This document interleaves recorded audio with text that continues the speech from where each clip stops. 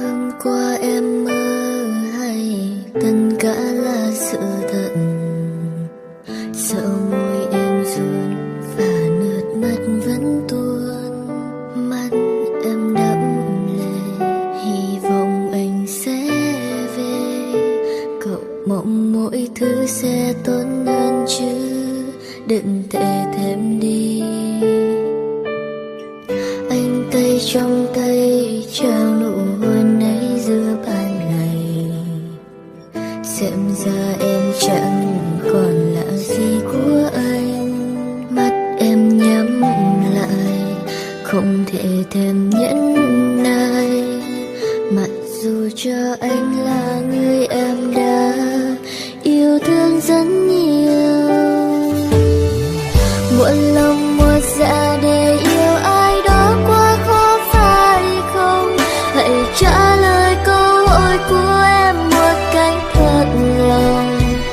Ngoài người mà anh luôn nói là mãi yêu, còn một người nữa, người đó đã biết hay chưa, đã biết bên anh đã có em chưa?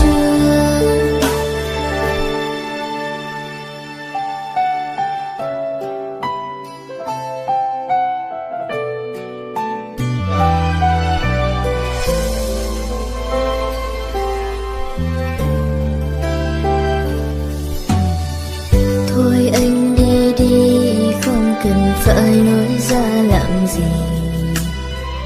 Buông tay em ra, đừng như thế nữa mà. Mắt em nhắm lại, không thể thêm nhẫn nại, mặc dù cho anh là người em đã yêu thương rất nhiều. Muộn lòng muộn dạ để yêu ai đó quá khó phải không? Hãy trả lời câu hỏi của em một cách thật lòng.